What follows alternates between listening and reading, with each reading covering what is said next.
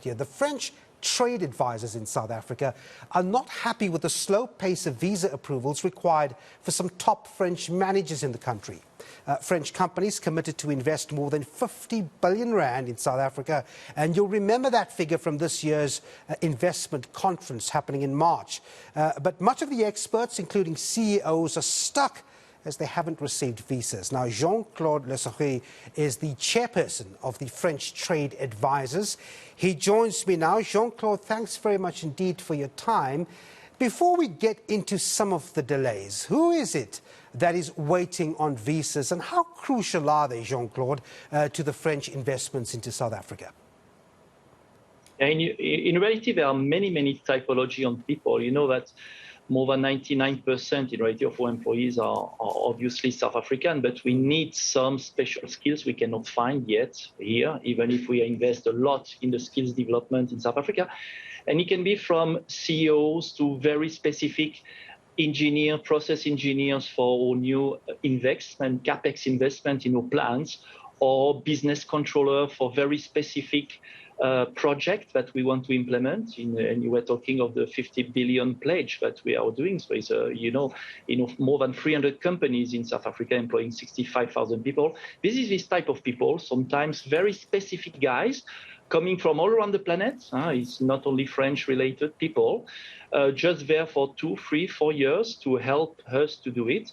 And we have a constant movement on this population that remain at the end of the day very little versus a full employee. I take the example of Saint-Gobain. We are more than 1,500 here, and we have only 5 expats. So it's very few, but even this, I take my own example, I still don't have my visa after more than 5 months of giving it to VFS. So this is the concern of, and not only of the French business, I'm representing a French business, but I think a lot of investors from Europe or overseas. Yeah, and I was going to pick it up there, because when you look at a list of structural reform the government says it will embark on, you've got the power situation, security situation, infrastructure that leads roads and railways to ports.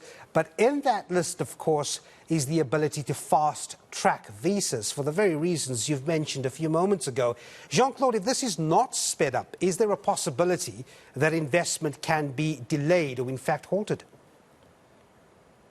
Yeah, clearly. I think this is unfortunate, but it's a reality, and it's a reason why of this strong call in reality to the governments to try to solve this solution. It came in reality from a change in the business issuance that was made initially country by country on the embassies, and now that has been totally centralized in Pretoria. So, okay, no critics about that, but the fact is that there is a long queue now going on, and clearly speaking, there is a risk, because if you don't have a proper process engineer or specialist in a given topic regarding a plant installation, obviously speaking, it delays this installation. And if it delays too long, at a certain moment of the time, big multinationals consider, okay, do I have to continue to invest for this very project, or do I switch my priority to another country or to another investment? So this is really a problematic. And the second topic for me is also that, many multinationals in South Africa and French one get their African headquarters in South Africa, in particular in Gauteng. And clearly speaking, if we cannot have visa for people that are here, stay here, but that are in reality helping to export from our plants here to Africa, or organizing new companies in Africa that will, at the end of the day, reinforce South Africa, we will put those headquarters. We may be forced to put our headquarters elsewhere. Yeah. What should be a bad signal also for the hub that South Africa aims to stay. And to remain. Sorry. What is the Trade and Industry Department saying? We've put in a request to chat to them. We're due to talk to them a little later. What have they been saying about this delay or backlog? You know, I think today is really a problematic of processes and organization into the DHA, and so obviously DTIC we are working very closely with them, and they try to help. But today, you know, there is a so big queue in reality of visa of all type without in reality prioritization of who to come first, sequential of who has been, for example, given in April or May. So you can have some people, for example, that can wait 8 months, and this is obviously no visibility on that. So clearly speaking, DTIC try its best, and we are urging them to be even more active with DHA to try to solve it.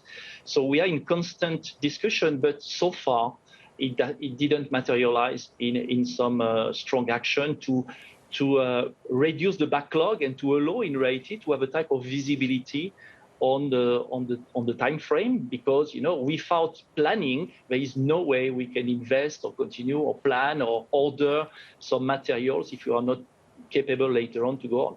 And you were talking lastly, sorry, we just finished for that. You were talking of many sectors. You know, for example, French businesses are here in many plants, industries, including obviously speaking the just in transition programs on a private public partnership. And all this, obviously speaking, may suffer delays if we cannot have that. One more time, and lastly, we don't ask any privilege. We just want, and there is very few people that we are requesting to get it, and this doesn't hamper in reality the employment you were talking when I was starting about the difficulty of employment in South Africa. On the contrary, the very few people, the 4 or 5 expats on 1,500 people that I have, for example, in Saint-Gobain, are in reality reinforcing the fact that the group continue to invest in South Africa and reinforce obviously the employment. The more we invest in South Africa, the more we open new plants, the more it will bring jobs to South Africa. All right. Well, yeah, the point is clear. Thanks very much indeed. Jean-Claude Lasserre is the chairman of the French Trade Advisors in South Africa. Thanks indeed for chatting to us on that one.